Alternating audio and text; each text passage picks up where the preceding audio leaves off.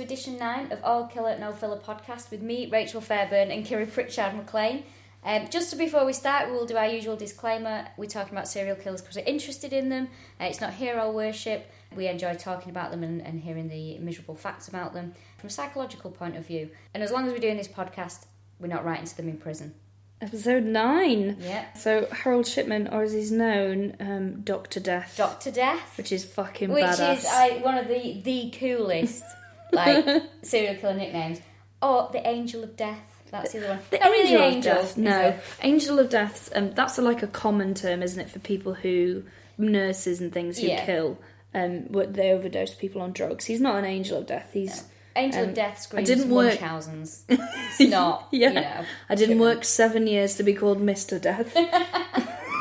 Because he was quite arrogant, wasn't he? Oh, completely. Because you hear, we've been watching loads of interviews and documentaries and things like we do to get ready for these things, and they were like, he was a very arrogant man. And it's like, well, that's not going to stand out in a doctor, isn't it? I've never met an easygoing, humble one to this day. No, they never cracking jokes and making you relaxed, either. That I was like, okay. So he's from Nottingham. Yes, Nottingham, in England, an English one. One of the world's most prolific serial killers. Born in Nottingham in England in 1946. It sounded like I was being very patriotic because I was saying that then. England. Dr. Death, Dr. Death. He's one of the... We have sort of some really interesting ones there. But Shipman, to me, I have to say, although, I am interested in serial killers, he irritates the shit out of me. Yeah. I think it's because I've got this thing about, because obviously a lot of his victims were elderly, I've got a real thing about people meddling with the elderly. Really? It gets my back up. I'll tell you what, they can chop up a gay and you love them, but don't touch your nana. No. I think it's because, as Russell Brand would refer to it, I'm a nan kid. Oh, are you? Yeah, very much so. So I think, if I spent a lot of time with grandparents growing up, and if I ever see... sometimes, my boyfriend has to turn the news off if there's a story about an old person. Oh, really? Because I just, I mean, I'm on the surface, you'd think, oh, she's harsh, but anything to do with old people, I'm welling up. Even pretend old people like the Dolmio advert ones. Made a phone. Yeah, they made me feel a bit sad, the old ones. Well, back to Shipman, about me. Born in Nottingham, England, 14th of January 1946. Named after his father, also Frederick Harold Shipman, was the brightest of his family.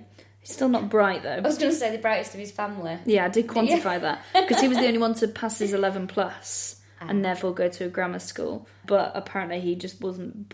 Compared to doctors, anyway, who you think of as being the most academic, he wasn't bright in those circles. Yeah, because at school, there's a lot of interviews with his old schoolmates who still call him Fred, actually. Oh, really? Yeah. Can you just call him Harold for the sake of the documentary? Yeah, can we stop? Everybody? Can we stop also calling killers Fred? Yeah. Can we just do that? That's an unlucky name, that, isn't it? So there's those interviews, and apparently at school he was not very academic, not particularly bright, didn't particularly stand out, very average, but excelled at sports. Very good at rugby. Apparently he came alive on the rugby pitch. Okay, all that drawing of blood. Yeah. Well, I think his defining moment was when his mum passed away. She had a very long battle with cancer. Because we always talk about a serial killer's background because you can usually go, and this is why they did it. Or, there's usually some explanation. But with him, especially for how many killed, this is the only thing that I can think to find, which is his mum died when he was 17, long battle with cancer, and he took over her care, didn't he? Mm-hmm. So she was on a lot of painkillers. Yeah. And he used to administer it, is that right? Yeah, or he was there when it was being administered. But either way, he was fascinated with the effects of the morphine on his mother, because obviously she was in a lot of pain, and then that was making her feel well, I don't know how it works, morphine. Well, it's heroin, isn't it? So you just smacked off your tits. Is that the same thing you get when you go under anaesthetic? No, that's different again. I think it's you just go, like, you have a feeling of euphoria, so it's like you can't feel pain. You just whacked off your balls, basically. So obviously he saw this happening and became obsessed with it. I don't think he administered it. I think he was there when it was being administered by a non-murderous doctor. So he became fascinated with this. And then when she died, I think this was the catalyst for it, but I think it was more... I don't think it was his mother dying. I just think he was obsessed with the drug. I think he just... Yeah, he failed his first entrance exam, but then eventually got into Leeds to train to be a doctor. And pretty soon after doing that, he was he was taking pethidine, which is another painkiller. But I don't know if it's just because that he'd seen his mum go through that, and so he was like, oh, well, painkillers make everything okay. So maybe it was like, you know how Irish families, like, whiskey cures everything? You know, like, I've got a headache, have some whiskey. I'm pregnant, have some whiskey. So maybe in their house it was like, oh, have some morphine. And, like, it would make sense for him to try it, at least, if he was obsessed with it. Yeah, I mean, I suppose maybe at such a young age he was intrigued by it. Yeah. And if, you know, he's losing his mother and it makes her pain go away, maybe he should just have written some songs or something, like channeled his... Well, I listened to it, yeah. Imagine all the shit poetry we've been spared from because of his morphine addiction. I was listening to an interview with a friend of his at school, and he said, oh, Mum died yesterday. He's like, oh shit, I'm sorry, what did you do? And went for a run. And he was like, all right then. And he said, why did you run? And he said it turned out that he just started running in the night in the rain and kept running till 2 a.m, which is the most fucking Forrest Gump response to anything I ever had. Mum said, all right, I'll see you in 2 weeks. Did people start following him as he was running through Nottingham? Yeah, he invented the smiley face t-shirt, is another thing about him. So he graduated as a doctor and then moved to Todmorden, which is probably the second lesbian capital of the north, isn't it? After Hebden Bridge. Hebden Bridge. Yeah, they're right next to each other as well. Yeah, socialist utopias. Yeah, he was at a general practice. They brought him on board. He was there. By this time though, he'd met Primrose, hadn't he? He met Primrose when he was 19 and she was 17 on a bus.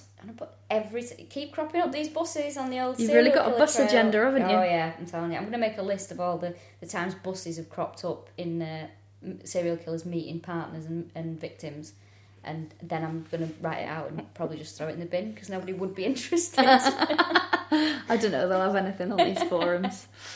So yeah, they were pretty soon after meeting, she got pregnant, and I think she was 5 months pregnant when they got married. Yeah. So it was a shotgun wedding. She was a window dresser, apparently. Yeah, well, the funny thing is when you watch a documentary about Shipman and it gets to Primrose, because Primrose now he's a woman in her 60s, and when he was arrested was a woman in her late 40s, early 50s, I think. Anyway, she's quite a large lady, sort of very frumpy, grey hair. There was a documentary I was watching, and Primrose sort of came onto the screen, and it said, Shipman met his wife Primrose when he was just 19.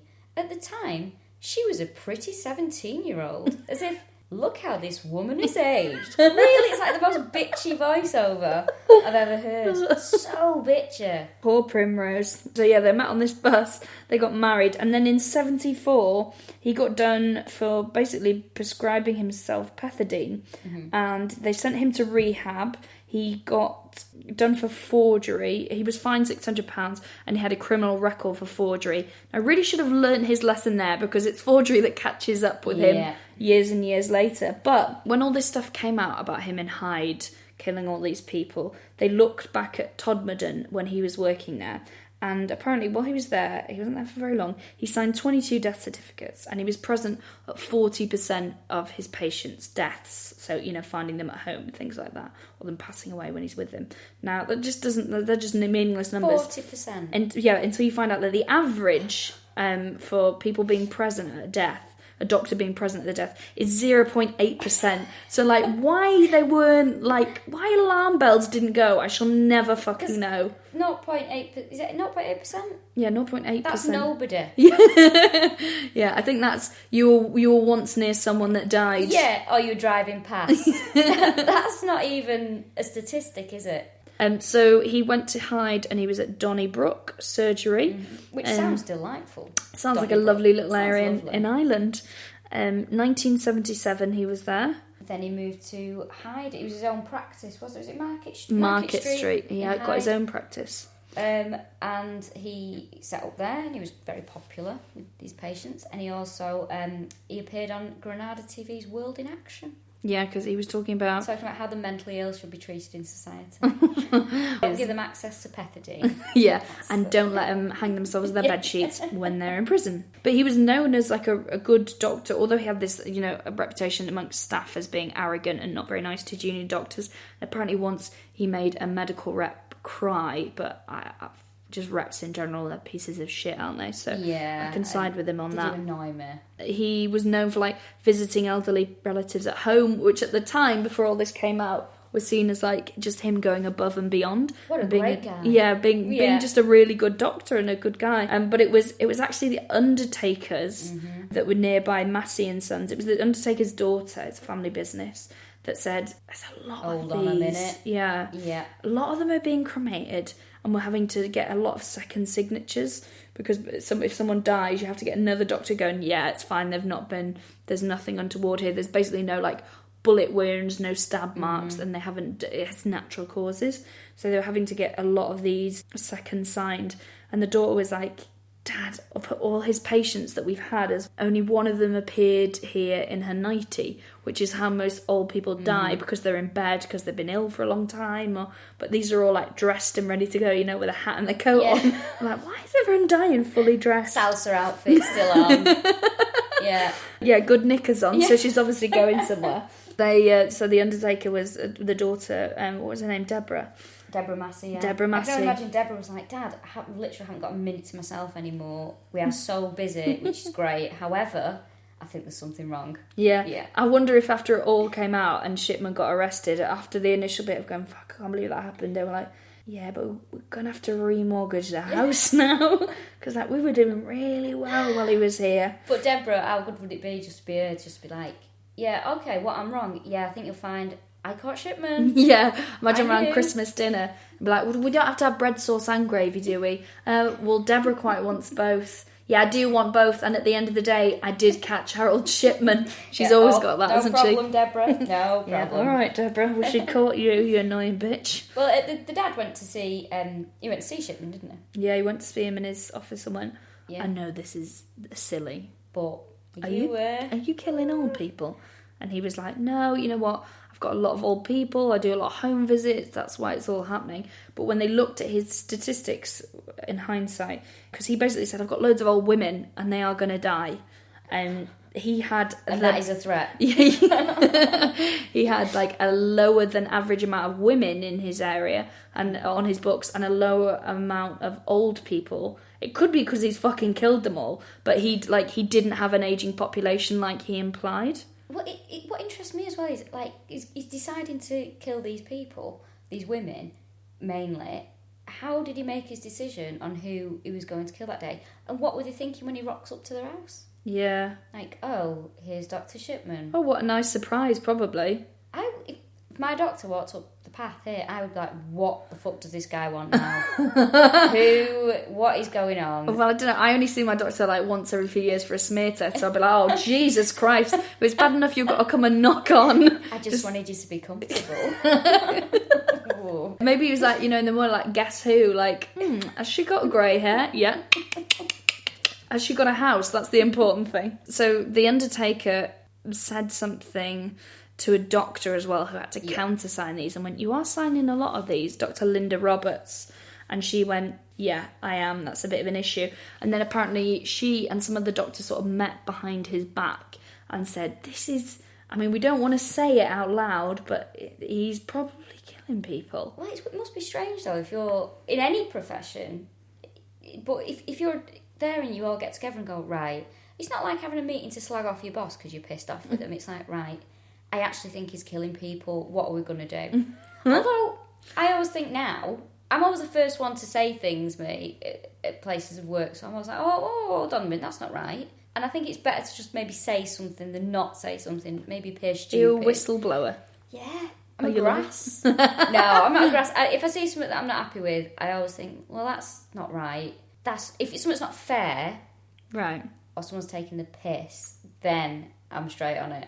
I'm not a grass. I'm not like John Wayne Gacy. He was a grass, one of grassing people up all the time. I'm not a grass, but it must be difficult though, I mean, for some people, especially if you're a doctor, but if you think someone's murdering people, just pipe up.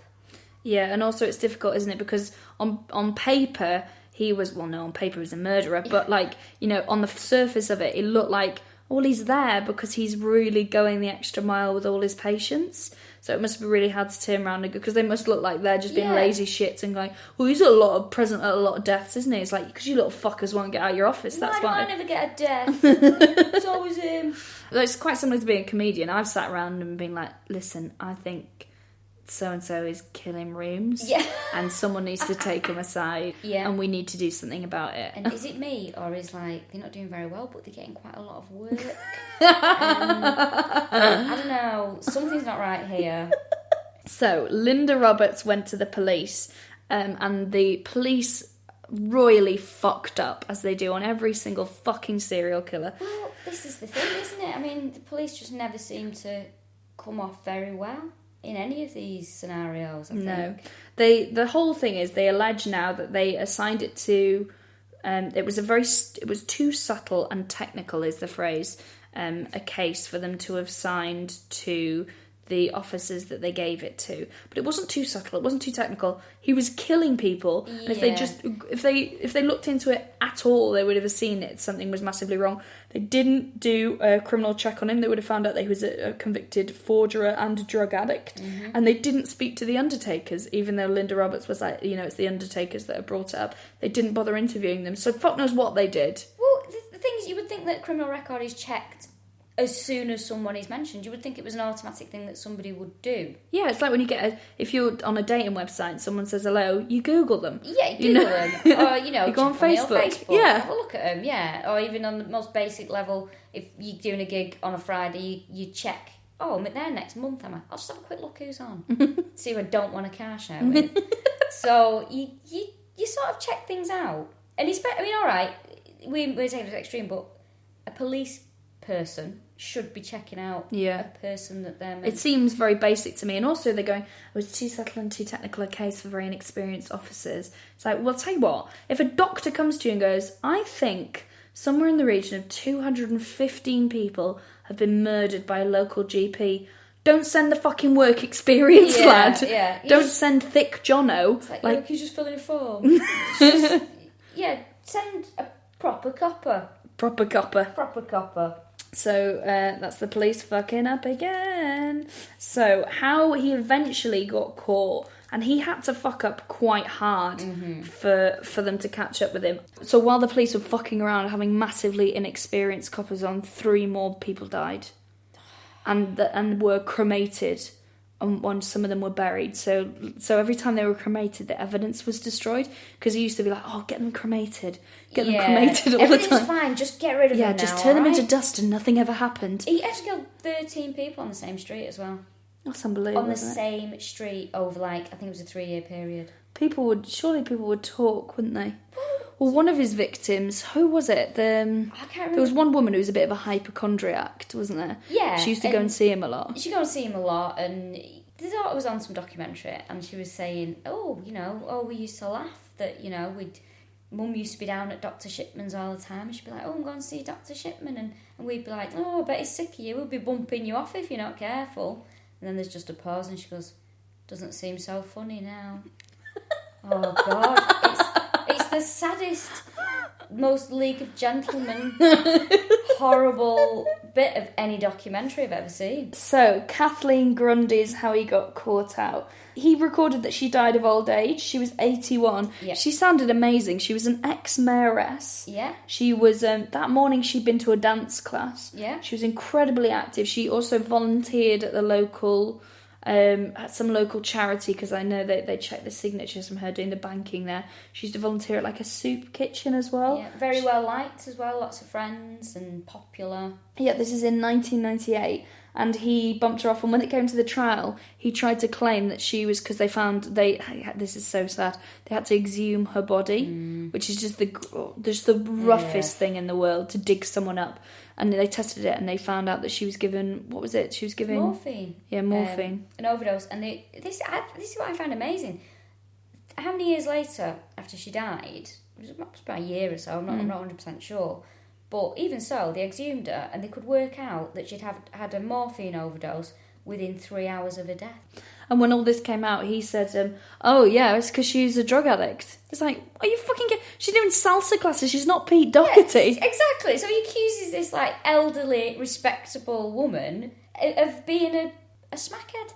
Says you, Shipman. 9 days before she died, her solicitors were sent a will, typed on a typewriter, because he didn't like technology, apparently hated computers, saying, I've decided to change my will. It was that badly written as well. It's really badly written. It's like, loves, I've decided to change my will and that.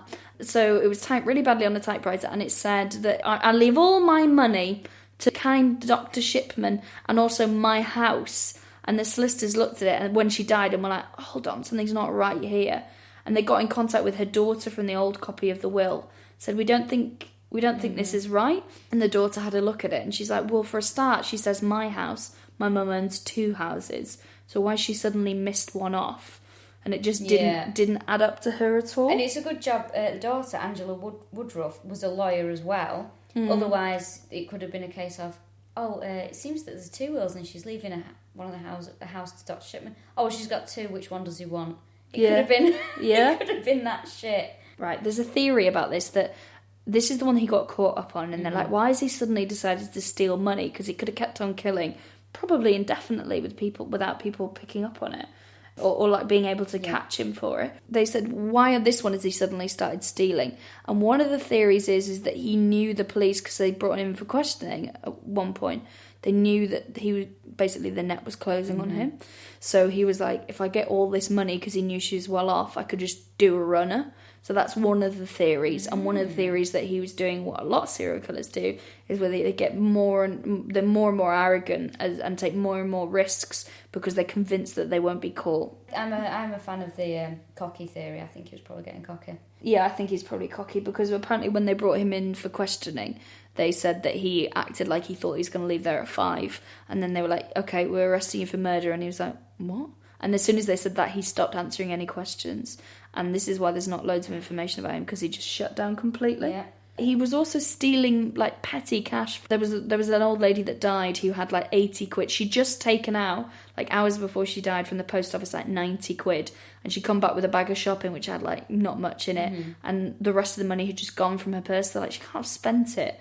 And they were like, oh, okay. And just things like wedding rings went missing. It's all a little shit in there. Yeah. And one of them, they were saying, I think it was the same one as the purse, they were saying she had a necklace she always used to wear that her sister gave it to her, and it was very dear to her, and she left it to one of the daughters, and she didn't have it on, and it was like the first time she'd ever been seen without it on. Like, where's that necklace gone? And they think that Shipman took it, and then they did find a bag in his garage. Yeah, it was a bag, and I'll tell you what was in the bag. There was 10 grand's worth of jewellery in the bag. 10 grand, right? So in March 2005, Primrose Shipman, she was pressing for this jewellery to return to them. So police had to write to the families of Shipman's victims, asking them to identify the jewellery, right? That's so grim. I know. All the unidentified items were given to the Assets Recovery Agency. And then when the investigation ended, 66 pieces were returned to Primrose, and 33 pieces, which she confirmed were not hers, were auctioned. That's horrible, isn't it? The proceeds of the auction went to the Tameside Victim Support, which, fair that's enough. The right thing. Yeah, very good. The only piece returned to a murdered patient's family was a platinum diamond ring, for which the family were able to provide a photograph as proof of ownership. Oh, what? That's really sad, isn't it? Yeah, that's really sad. Well, because a lot of it was just sort of, I read it, one of the documentaries is saying that it's just like, well, it was just a wedding band and she never took it off and then she didn't have it. But there's, plenty of like plain gold bands. How do you possibly pick that out of a lineup? But also it's just like, let them have some. Just say, we think it's this one. Just give him something. Yeah, just give him something. But it's quite interesting that because a lot of people say about a theory about Shipman, he thought he was helping people by putting them out of the misery. 90% of these people weren't in any misery. They were fine. No terminal illnesses. They were all people who were in like good health. Yeah. And then suddenly, like one of them was a 41-year-old guy, one of them was a 48-year-old woman who were perfectly healthy and then, had like suddenly died. So there's no way. I mean, in my mind, it was... And the fact that he's got a bag full of jewellery that's not his. Right? He's taking trophies. The guy's just a serial killer. He's not... he's not helping anyone. He wasn't, I'm just misguided and I'm going to put this old lady out of her misery. Yeah. She's fine, mate. Yeah, no, he's definitely... He's not a hero. He's a serial killer. They think, he killed up to 215 people. But, see, this is another problem I have with the police... is that they, after a while, that they wouldn't they wouldn't try any more cases. So basically he was found guilty of 15 counts of murder. And he was found guilty of 1 count of forgery. So he's giving 15 concurrent life sentences. And then after a while, they dug around in Todmorden and were like, oh, fuck, we think he's killed these people. But they wouldn't bring it to trial. And apparently this came out in the press. And then that night at 3 o'clock in the morning, letters to the families were pushed through the door going, oh, we're not going to do it. We're not going to take it to trial, just so you know. Even though it had already been released to the press. That is shit. Police, innit? That is shoddy.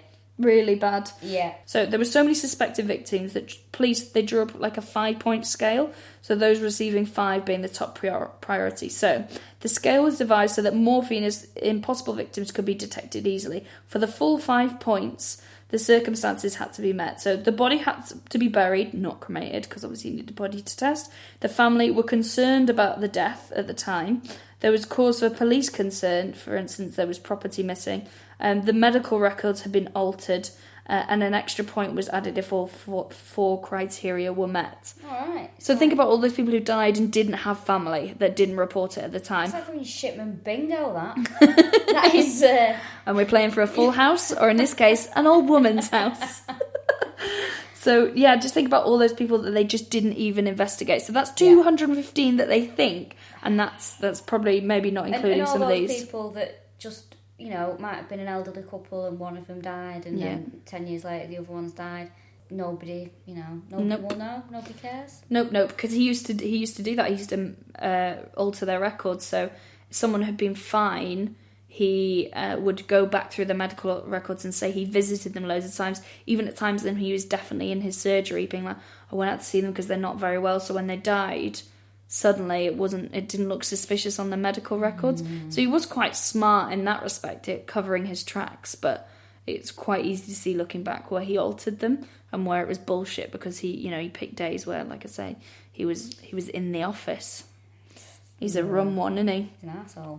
But he got his, because obviously it was a new will he typed up, it has to be signed by witnesses, and they contacted, this is Kathleen Grundy, they contacted the witnesses on the will, didn't they? Yeah, and it was just 2 random people that had been sitting in the surgery in Hyde, and he just popped out of his office or surgery, and he went into the waiting room and said, oh, I just need 2 people, so can you just pop in and just sign this document for me? He said it was an insurance document for Kathleen. He went, I don't want to sign it because I don't want to get involved in this kind of thing. So he handed them a folded over bit of paper and they signed it, and it was for a new will. And they had no idea until the solicitors contacted them and went, you've witnessed this will, can we ask you some questions? And they were like, what? Oh, God. Had no idea. Can I just stress, though, if someone does want you to sign something, can we all just read it first? Yeah, come on, arseholes. Yeah, but I suppose the amount of the times that I see terms and conditions and I go, I agree, that's fine, I'll download this. I have to say, when I usually see terms and conditions, it's usually like, oh, can you just sign this so I can give you some money? And I was like, yeah, no probs, nice one, there you go. I could have sold anything, my soul, my house, God knows. He was one of the last cases where the Home Secretary, that's the one. They could, they had the authority to impart, life means life on people. And David Blunkett, I think it was. Yeah. David Blunkett. Justice is blind. Hey. That's really bad. I met David Blunkett. Did you? How does he know? He didn't know. He didn't know it was me anyway. To cut a long story short, he had his guide dog with him and he tried to walk into a door that was locked. But he was fine and he went away all right. What the fuck was the guide dog doing? Having a break? He was on his fag break. He was stood there just wagging its tail. Jesus. Just looking around. And he just was stood at this thing. Anyway, he had someone with him and they put him. But that's by the by. David Blunkett, 4 months before it was beyond his authority, he said, life means life for Shipman. He would never get out. That was it. Yeah, but now they've removed their ability to mess with the legal system, and I think that's a good thing, because when cases capture a lot of public interest, you want it to be the justice service that has something to do, not kind of politicians trying to coin favour with. Yeah, exactly. With the population. So it led to his. So he was convicted, like I say, of 15 murders. And it followed up from that. There was a thing called the Shipman Inquiry. There was. To basically go, how the fuck did we let this happen? Yeah, exactly. What I've said as well, it took 10 days after his conviction for the General Medical Council to strike him off the register. So he was still a doctor up until then.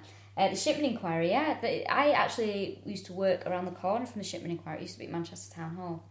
And I used to sort of walk past it and think, oh, can I see in? What's going on? I'd love to listen into this. Yeah. But it was in like a closed room, obviously, with doors that you couldn't see in through. And they were there for over a year. They were in the building. Yeah. And basically what they decided was like, well, we hope that doesn't happen again.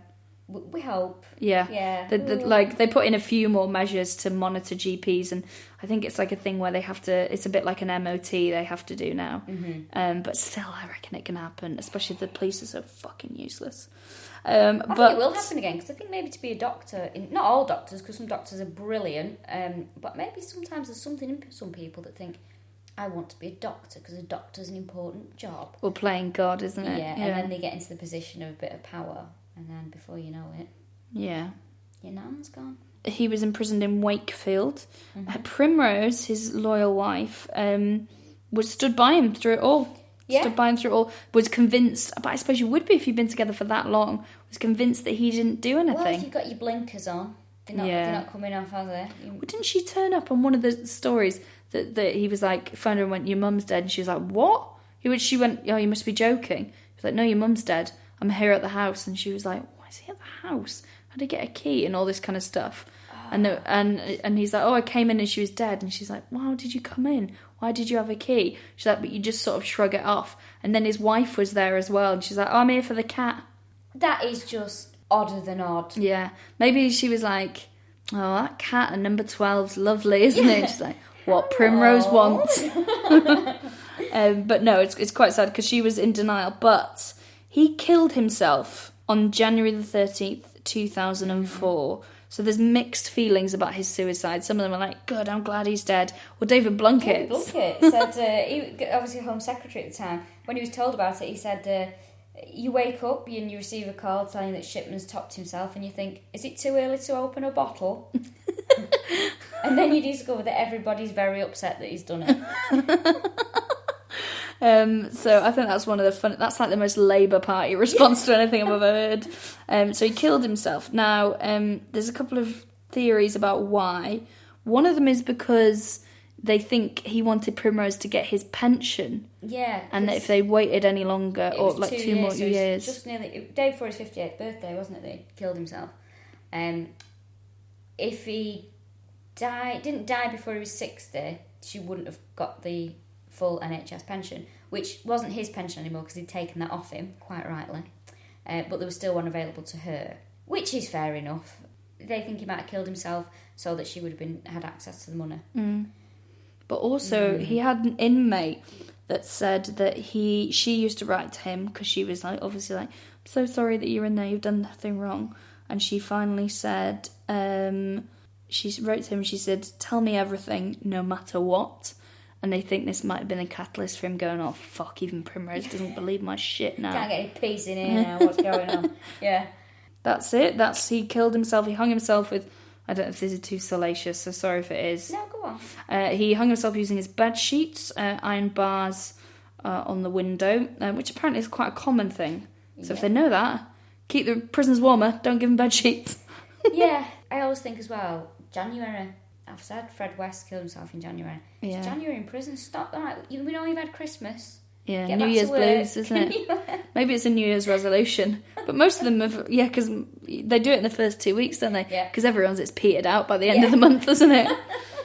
So if you're going to do it, you're going to do it. But there's not loads of, considering he killed so many people, there's not loads of information on him. And I think it's because as soon as they said, right, we're arresting you on suspicion of murder, he shut down. He wouldn't say anything. Mm-hmm. He wouldn't even say no comment. Like, you can see videos of him being interviewed, and it's like, for the tape, Dr. Shipman has refused to look at the picture. And it's like, do you recognise the picture of, like Kathleen Grundy? It was like, for the tape, Harold Shipman has refused to. I mean, if you're not guilty, you would be quite vocal, I would imagine. Yeah. That's the time you'd be like, I've not done anything. It's such an arrogant doctor way to approach it. It's like, I'm just going to sit here and I'm not going to give you anything. There are some apologists, though, that don't think that he was a serial killer. They think he was just helping terminally ill patients. No, these terminally ill people who didn't have terminal illnesses. Yeah, all these. Yeah, they think that he was seeing an old person becoming frail and in decline, and he was sort of standing up for them. Oh, okay. okay, because like they can't make their own decisions, can they? It's not like he was bumping off people with Alzheimer's who were, you know, had no idea what day it was and had no family. Yeah. Which again wouldn't be all right. And why was he stealing jewellery? Yeah. If he's a euthanist. Thank you. Is that a word? Euthanizer? Euthanaist? Euthanizer sounds like a really cool superhero. The euthanizer. But there's a comedian that we know called Danny McLaughlin. He's a very good comic, and he told me he used to do a joke about Harold Shipman, but he can't do it because it used to get booed. But he said I can do it on the podcast. He said he used to say that Harold Shipman was just in the wrong field, and that he would have been an excellent vet, as all he did was just put people to sleep when their legs are gone and they've got milky eyes. So if he was a vet, he would have been considered a hero. That's the Danny theory. McLaughlin. Danny McLaughlin. So there we go. I did actually find quite a funny page that's called famousbirthdates.com, and Harold Shipman popped up on this. And they have the same sort of categories for everyone. So it was like, before fame, he graduated from Leeds School of Medicine. Before fame? Yeah, and then it says trivia. He was proven responsible for the murder of over 250 people. Is that trivia? Is that what we're saying now? So there we go. And they also have a bit at the end where they rate them by how popular a person he is, and he is the 68,170th most popular person on famousbirthdays.com. Mm-hmm. So I'd fucking hate to be below him in that. Imagine being below Shipman in the popularity stakes. I wonder who's below him. Michael Barrymore. Barrymore, yeah. Oh God, Barrymore. He would be below him. And Piers Morgan. Yeah, Piers Morgan would probably be there. That's Harold Shipman. That's Dr. Death for you. Who are we doing next? Otis Toole. And Henry Lee Lucas. Otis Toole and Henry Lee Lucas. Yeah. Which I'm really looking forward to, actually, because I'm not very familiar with them. I know what they look like, but I don't know much more. Well, my good friend Phil Atkinson, who does listen to this podcast, he is very into those two. Great. So I'm not going to speak to him. We'll do it ourselves, and we'll see what he thinks. Lovely. Thanks very much for listening. Thank you. Cheers.